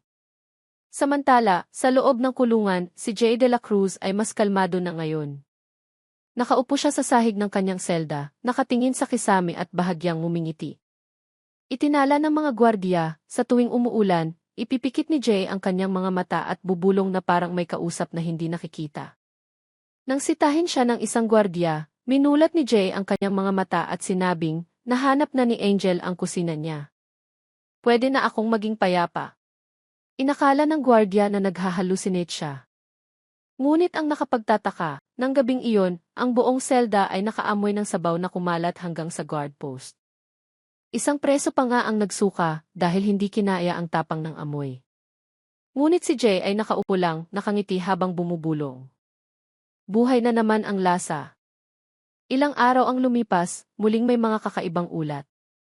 Inireklamo ng mga residente ng North Caloocan na may nakita silang isang kariton ng Paris na may malaking sulat, Paris DTD, Gen lasang hindi mawawala.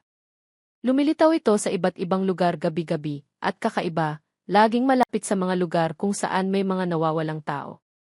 Ngunit sa tuwing darating ang mga pulis, wala na ang kariton. Ang naiiwan lang ay ang napakatapang na amoy ng sabaw at mga bakas ng maliit na gulong sa basang lupa. Nagsimulang mawala ng katinuan si Major Valdez. Hindi siya naniniwala sa multo, ngunit lahat ng ebidensya ay parang totoo. At sa mga sumunod na gabi, nagsimula siyang managinip ng masama. Nasa isang madilim na kusina siya na may boses ng babae na bumubulong, Major Valdez, pagkakataon mo nang tikman ang huling lasa. Hanggang sa ik-4 na gabi matapos ang panaginip na iyon, nakatanggap si Valdez ng isang package na walang nagpadala sa kanyang bahay. Isang maliit na kahon na amoy pampalasa. Nang buksan, laman nito ay isang maliit na mangkok ng pares na mainit pa, at sa loob ay may isang piraso ng papel na may sulat, mula AF is para defe. Yan gislasang AK is para lang sayo. Nanginginig ang kamay ni Valdez. Gusto niya itong itapon, ngunit pinigilan siya ng amoy. Ang pag-usisa at ang mga alaala niya kay Angel ay nanaig. Kinuha niya ang kutsara, tumikim ng isang kagat lang, at biglang nagdilim ang kanyang paningin. Kinabukasan, natagpuan ng mga pulis si Valdez na patay sa kanyang kusina, nakaupo sa silya na may ngiti, at sa harap niya ay isang walang lamang mangkok. Sa pader sa likod, nakasulat gamit ang dugo, Dengue sa ay ganap de. Samantala, sa kanyang selda, malakas na tumawa si Jay hanggang sa magtakbuhan ang mga gwardiya. Tumingin siya sa TV's camera, basa ang kanyang mga mata sa luha ng kaligayahan. Ngayon, kumpleto na, tae, mahina niyang sabi. Naipasa na ang pamana ng lasa. Buhay na muli ang kusina ng Maynila. Nang gabing iyon, muling umulan sa Maynila. At sa malayo, sa gitna ng hamog at mga ilaw sa kalye, isang babae na may itim na payong ang dahan-dahang nagtutulak ng isang kariton ng pares sa isang makipot na eskinita. Sa karatulan ng kariton, malabong nakasulat ng pulang pintura, Pares DTDE, lasa ng alagad ng batas. Kumalat ang amoy nito sa buong lungsod, tumago sa mga bintana, pumuno sa mga bahay ng mga natutulog na residente. At sino mang nagising ng gabing iyon ay nanunumpa na nakarinig sila ng tunog ng kutsarang tumataginting kasabay ng malumanay na bulong, oras na para tumikim muli. Hindi kailanman tuluyang nawala ng kusina ang Maynila. Nagpalipat-lipat lang ito ng kamay. Malakas ang ulan ng gabing iyon, binabalot ang Cebu City ng malamig na hamog na dahan-dahang gumagapang. Sa kahabaan ng Colon Street na nagsisimula ng tumahimik, isang kariton ng pares ang huminto sa ilalim ng ilaw ng poste. Ang sulat sa kahoy na karatulan nito ay malabo na dahil sa tilamsik ng putik. Ngunit kung titinang mabuti, mababasa pa rin, Pares DTDE, Jeng ilasang hindi mawawala. Ilang mga call center agent na pauwi na ang huminto dahil sa nakakatakam na amoy ng sabaw. Tila tumatagos ito sa ulan, sumasayaw sa hangin, at dahan-dahang pumapasok sa kanilang mga ilong. Malinamnam, matamis, at kasabay nito'y nagdudulot ng kakaibang pakiramdam, parang isang alaalang ayaw mo nang balikan. Sa likod ng kariton, isang babae na nakasuot ng itim na kapote at malaking sombrero ang dahan-dahang naghahalo sa kaldero. Halina po, mainit pa. Malumanay ang kanyang boses, ngunit may bahagyang panginginig sa bawat salita. Ang unang bumili ng gabing iyon, isang taxi driver na nagngangalang Romy, ay bahagyang umiti at umupo sa plastik na upuan. Grabe ang bango, Day. Parang lasa ng pares na matagal ko nang hinahanap. Yumuko lang ang babae. Lahat po tayo ay naghahanap ng lasa, pero hindi lahat ay handang tanggapin ito. Sa kabilang panig ng lungsod, katatanggap lang ng Cebu City Police Office ng isang kakaibang ulat mula sa Maynila. Isang mataas na opisyal, si Major Leo Valdez, ay natagpuang patay sa kanyang bahay na may matapang na amoy ng sabaw sa paligid.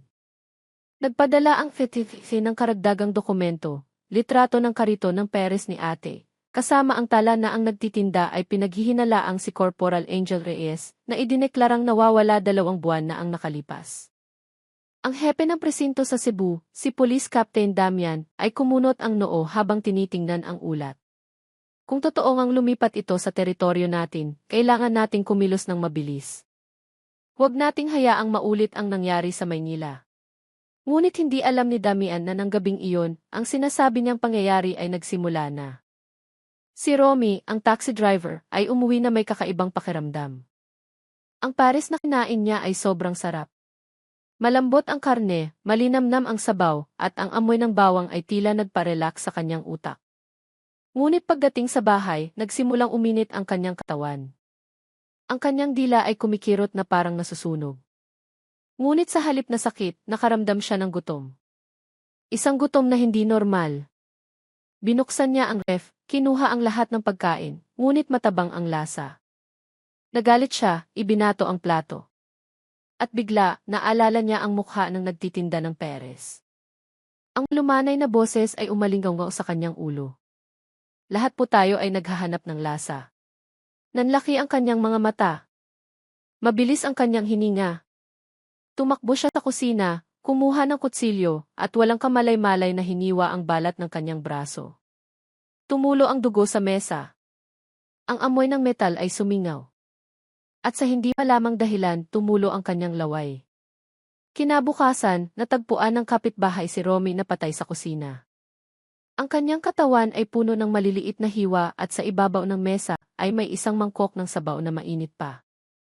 Walang palatandaan kung sino ang gumawa nito. Ang mga pulis na dumating ay napansin ang amoy ng karne at pampalasa na napakatapang na halos magpasuka sa ilan sa kanila.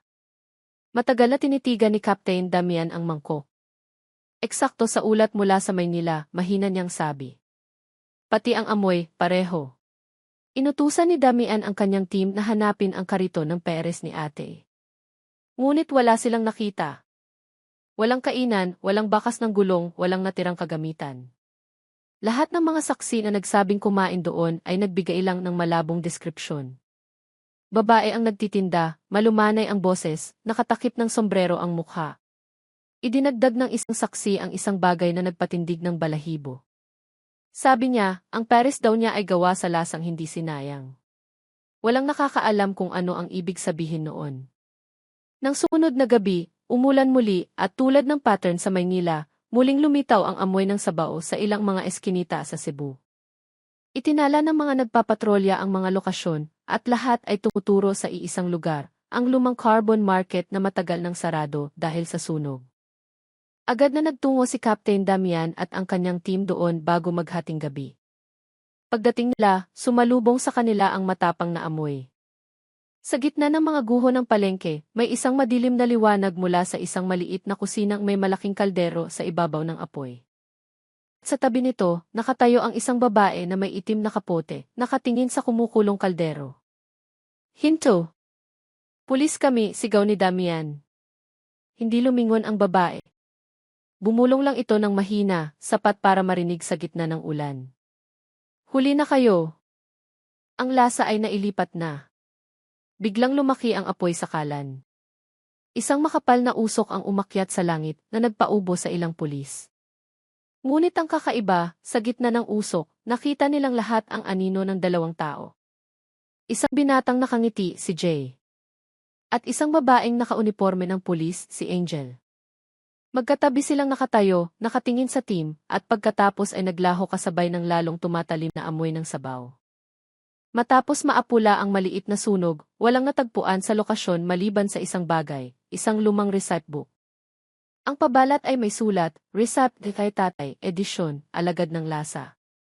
Nang buksan ni Damian ang unang pahina, may bagong sulat kamay. Yang lasa Jefe hindi nangangailangan ng dugo, pero deni dugo Jefe laging naghahanap ng lasa. Sa huling pahina, ang mga litrato ng mga biktima ay maayos na nakadikit, kasama sina Major Valdez at Corporal Angel Reyes. At sa ilalim ng kanilang mga litrato, may isang bagong pangalan na hindi pa nakukrusan, Police Captain Damian. Tinitigan ni Damian ang libro, namumutla ang kanyang mukha. Sinubukan niya itong itapon, ngunit ang mga pahina ay kusa na lang nagbuklat na parang may hangin mula sa loob. Biglang lumitaw ang amoy ng sabaw mula sa wala. Ang kalderong walang laman kanina ay mayroon ng kumukulong likido. At sa refleksyon sa ibabaw ng tubig, nakita ni Damian ang sarili niyang mukha na nakangiti. Isang araw matapos ang insidenteng iyon, nawala si Damian ng walang bakas. Natagpuan ng mga pulis ang kanyang patrol car sa gilid ng dagat. Bukas ang bintana at may napakatapang na amoy ng pampalasa sa loob. Sa upuan sa harap, may isang maliit na kaldero na mainit pa, naglalaman ng 4 na bola-bola at isang piraso ng papel na may sulat, Dennis, bagong lasa luto de. Mula ng gabing iyon, kumalat ang mga ulat tungkol sa peres ni ate, sa iba't ibang lungsod sa Visayas at Mindanao. May mga nanunumpa na nakakita ng isang itim na kariton sa gilid ng daan. Laging lumilitaw sa gitna ng ulan, laging may amoy na nag-aanyaya sa sinuman na huminto at tumikim.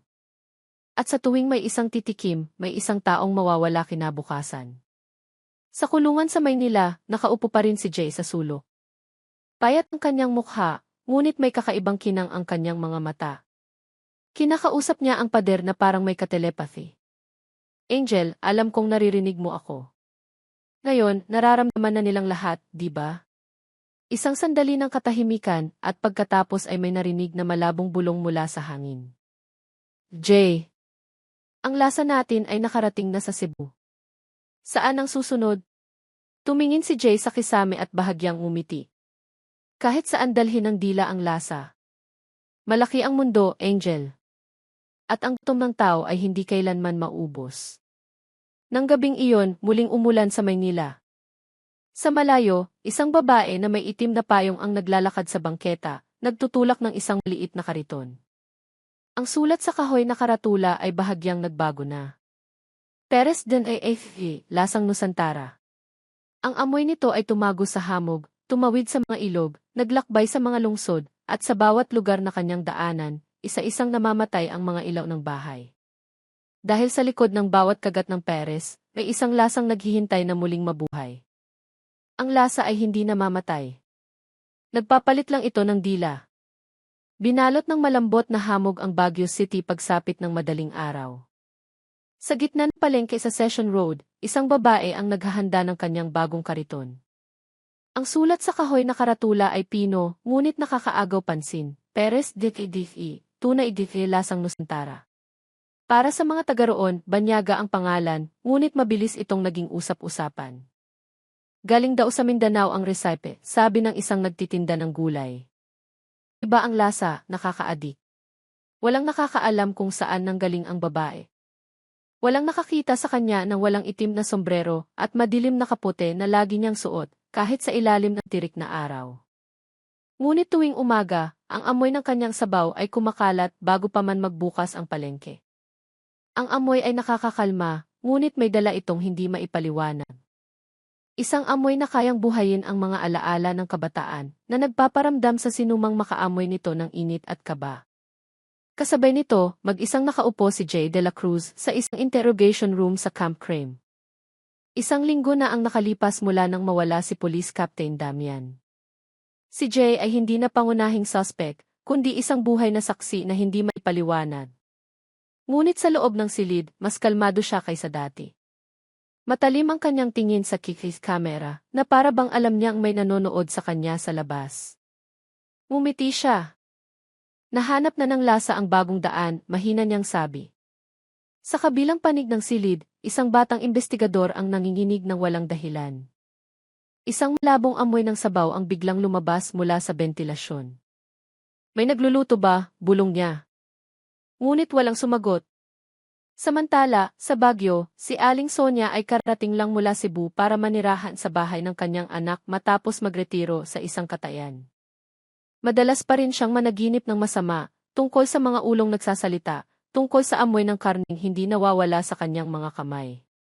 Ngunit sa malamig na lungsod na ito, umaasa siyang makapagsimula ng bagong buhay. Hanggang isang hapon, habang naglalakad siya sa palengke, nakaamoy siya ng isang napakapamilyar na bango. Tares ni Ate, tunay na lasang Nusantara. Natigilan si Aling Sonia, nanginginig ang kanyang mga kamay. Ang sabaw na iyon, parehong-pareho sa amoy sa katayan kung saan dati nagtatrabaho si Romy. Napalunok siya, dahan-dahang lumapit sa kariton. Ang nagtitinda ay isang babaeng nakaitim na kapote, nakayuko habang naghahanda ng pares. Nang bahagya siyang lumingon, nakita ni Aling Sonia ang isang pares ng matang hindi niya malilimutan, ang mga mata ni Corporal Angel Reyes. Imposible, bulong ni Aling Sonia. Umatras siya, ngunit ngumiti lang ng malumanay si Angel. Naaalala pa ninyo ang lasa, di ba, na Sonia? Kinabukasan, nagkagulo ang mga tagapalengke. Wala na ang kariton ng pares ni Ate. Nag-iwan ng ito ng isang walang lamang kaldero at isang sandok na kahoy. Malapit dito, natagpuan ang bayong ni Aling Sonia. Walang nakitang senyales ng karahasan ang mga pulis. Tanging mga bakas ng paa patungo sa isang kanal, at mula roon, ang amoy na nilagang karne ay nanatili ng ilang araw. Ang balita ng pagkawala ni Aling Sonia ay nakarating sa Maynila, na nagpabalik ng kaba sa isang retiradong pulis, si General Santos, ang dating hepe ni Valdez. Pinuntahan niya si Jay sa kulungan. Jay, kagagawan mo na naman ba ito? Tiningnan siya ni Jay ng matalim. Nandito po ako, General. Pero ang lasa ay hindi nangangailangan ng katawan para lumipat. Kumunot ang noo ni Santos. Anong ibig mong sabihin? Yumuko si Jay. Ang kanyang boses ay mahina, parang bumubulong. Sa tuwing may isang nakakaalala sa lasang iyon, nabubuhay itong muli. At ngayon, marami na ang nakatikim.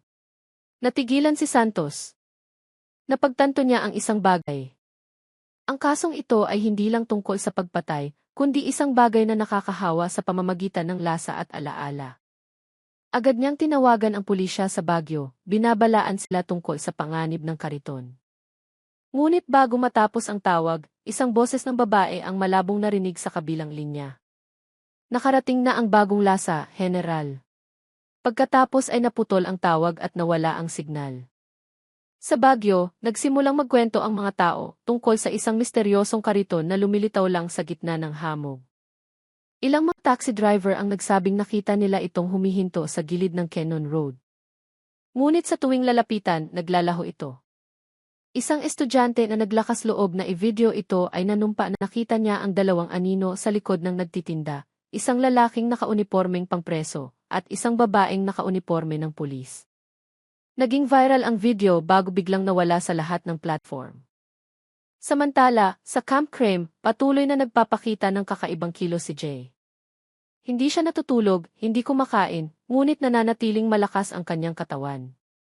Tuwing gabi, mula sa kanyang selda, maririnig ang mahinang tunog na parang may naghahalo sa mainit na tubig. Kapag tiningnan ng mga gwardiya, wala namang kahit ano. Ngunit sa sahig, may maliliit na patak ng likidong amoy sabaw. Nakikipag-ugnayan siya, malungkot na sabi ni General Santos. Pero hindi sa atin. Sa kanya, sa nagtitinda.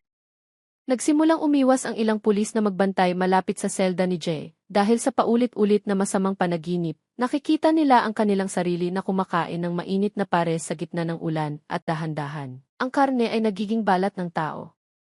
3 linggo ang lumipas, sa isang bus terminal sa Pasay, isang bata ang lumapit sa kanyang ina dala ang isang mangkok ng pares. Nay, binigay po ito ng isang ate kanina, libre daw, sabi niya. Ngumiti ang ina. Nasaan siya? Itinuro ng bata ang labas ng terminal, ngunit doon ay ulan at makapal na hamog lang ang naroroon. Nang amuyin ng ina ang Paris, agad niyang tinakpan ang kanyang ilong.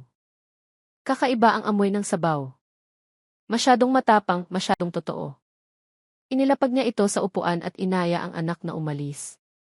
Ilang oras ang lumipas, natagpuan ng janitor ang mangkok ng Paris na mainit pa rin. Kahit malamig ang hangin at ilang oras nang tumila ang ulan. Sa loob ng sabaw, may lumulutang na maliliit na piraso na parang kuko ng tao. Ang balitang iyon ay nagbunsod ng malawakang investigasyon. Ngunit kakaiba, sa tuwing susubukan nilang hanapin ang kariton ng Paris ni ate, iba-iba ang testimonya ng mga saksi. May nagsasabing pula ang kariton, may nagsasabing itim, at mayroon ding nagsasabing gawa sa kahoy. Ngunit iisa lang ang laging pareho, ang nagtitinda ay hindi nababasa, kahit sa ilalim ng malakas na ulan. Sa huling gabi ng buwang iyon, isang lalaking nakaunipormeng pangpreso ang lumitaw sa footage ng Batangas Port. Malinaw ang kanyang mukha, si Jay de la Cruz.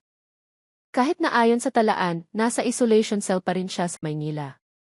Ipinakita ng footage si Jay na nagtutulak ng isang kariton kasama ang isang babaeng nakaitim na kapote. Sumakay sila sa isang maliit na barko patungo sa kanluran, patungong Mindoro. Ang sulat sa kariton ay iba na naman, Perez de KDE, klasikong lasa mula puso. Hindi natagpuan ng mga otoridad ang barko kinabukasan. Ngunit ilang mangingisda ang nagulat na nakakita sila ng dalawang anino sa gitna ng dagat, naghahalo sa isang malaking kaldero sa ibabaw ng kumukulong tubig. At mula ng araw na iyon, ang mga ulat tungkol sa Perez ni ate ay nagsimulang lumitaw sa iba't ibang bayan sa Luzon, Batangas, Laguna, hanggang sa Bicol. Bawat paglitaw ay laging sinusundan ng iisang bagay, isang amoy ng sabaw na masyadong perpekto para maging gawa ng tao, at ang pagkawala ng isang tao kinabukasan. Ang lasa ay tumawid na ng mga isla, handang maghanap ng bagong dila na pagpapamanahan. Ang lasa ay hindi nawawala, nagpapalit lang ito ng lugar para maghintay sa susunod na gutom. Gabi noon, ang hangin mula sa West Philippine Sea ay dahan-dahang umihip, dala ang amoy alat na may halong hamog. Sa isang maliit na bayan sa baybayin ng Zambales, naghahanda ang mga residente para sa taunang pista. Ang tunog ng banda at sigawan ng mga nagtitinda ay lumilikha ng masayang kapaligiran. Ngunit sa gitna ng mga naglalako ng laruan at damit, may isang kariton na naiiba. Malaki ang kaldero, umuusok ang steamer, at ang ilaw sa bubong ng kariton ay kulay dugo. Ang nakasulat sa harap nito ay nagpatigil sa maraming tao, Perez de KDE, lasang galing Maynila. Ilang residente ang na-curious, isa na rito si General Santos, na retirado na at umuwi sa kanyang probinsya matapos isara ang kaso sa Maynila. Dumating siya kasama ang kanyang pamilya, sinusubukang mag-enjoy. Ngunit nang maamoy niya ang sabaw mula sa kariton, natigilan siya. Bumilis ang tibok ng kanyang puso. Ang amoy na iyon, naamoy niya na ito sa kusina kung saan natagpuan ang mga bangkay ng magulang ni Jay. Mahal, naaamoy mo ba yon? Tanong ni Santos. Ang bango, mahal, sagot ng kanyang asawa. Parang tunay na sabaw ng buto. Tara, bili tayo, gutom na ako. Nanahimik si Santos. Nanuyo ang kanyang lalamunan. Ngunit sinubukan niyang pakalmahin ang sarili. Baka nagkataon lang, naisip niya. Matagal nang nakaraan ang Maynila. Ang nagtitinda sa likod ng kariton ay isang babaeng nakaitim na kapote. Payapa ang kanyang mukha, malumanay ang boses. Sige po, sir. Isang special o gusto niyo po yung klasikong lasa? Natigilan si Santos. Ang tono ng boses na iyon ay hindi banyaga. Tiningnan niya ng malapitan ang mukha ng nagtitinda. Ang itim at malalim na mga mata nito ay nagpatindig ng kanyang balahibo. Angel, bulong niya. Ngumiti lang ng malabo ang babae. Naaalala pa pala ninyo, General, mahina niyang sagot. Agad na napigil ang hininga ni Santos. Umatras siya. Ngunit tinanggap na ng kanyang asawa ang mangkok ng Perez mula sa kamay ni Angel. Ang bango nito, mahal, sabi ng asawa niya habang umuupo. Gustong itabig ni Santos ang mangkok. Ngunit bago pa niya magawa, nakasubo na ang kanyang asawa. At sa sandaling iyon, namutla ang mukha nito. Nanlaki ang mga mata, nanginginig ang buong katawan. Mula sa kanyang ilong, tumulo ang sariwang dugo at bumagsak siya, tumama sa kariton. Naghiyawan ang mga tao sa pista. Ngunit kakaiba, hindi nataranta ang nagtitinda. Nakatayo lang siya, nakatingin kay Santos na may blangkong ekspresyon. Ang lasa ay hindi kailanman mamamatay, sabi niya. Rumesponde ang mga pulis. Ngunit pagdating nila, wala na ang kariton. Nag-iwan lang ito ng malapot na sabaw sa lupa. Sa loob nito, natagpuan ng mga pulis ang isang maliit na bagay, isang pulseras na may nakaukit na J. de la Cruz. Nawasak si General Santos. Hindi siya makapaniwala na muli siyang hinahabol nito. Pagkatapos ng ilang taon, nanumpa siyang tatapusin na ito.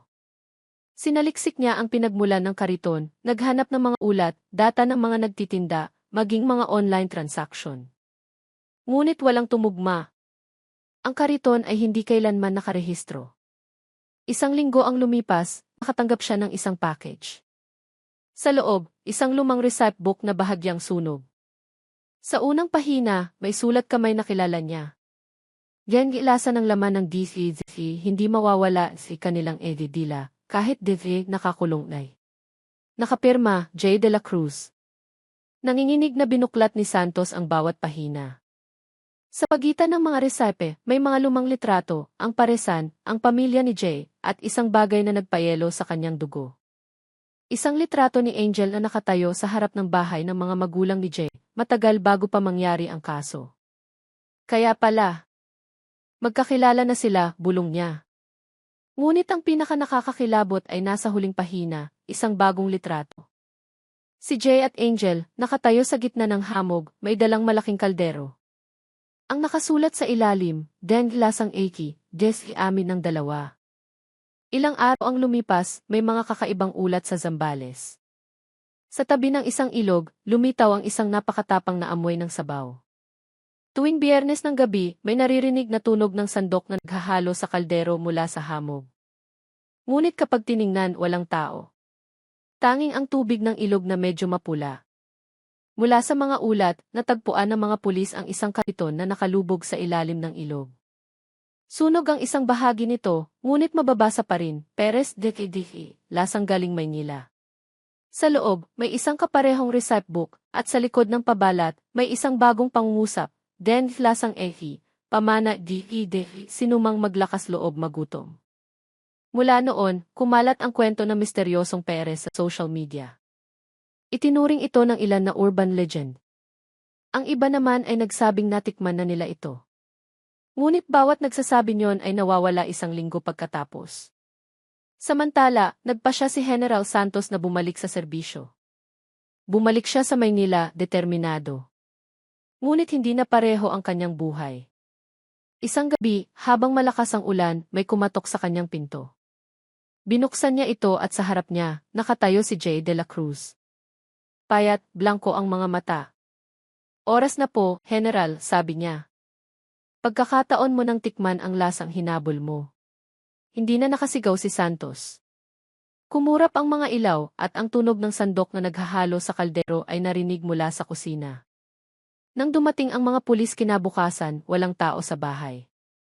Ang natira lang ay ang amoy ng karneng umaalpas mula sa kalan na bukas pa. Sa ibabaw ng mesa, may isang mangkok ng Perez. Malinaw ang sabaw, ngunit sa ilalim ng mangkok, may isang bagay na magpapahiyaw sa sinumang makakita, ang lenkana ng pulisya ni General Santos. Ilang buwan matapos ang insidenteng iyon, isang bagong paresan ang nagbukas sa gilid ng isang highway sa Maynila.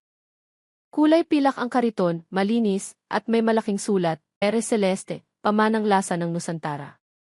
Ang nagtitinda ay isang binatang may payapang mukha at matalim na mga mata. Nang tanungin ng isang parokyano ang kanyang pangalan, mahina siyang sumagot, ako po si J. Minana ko po ang receipt na ito.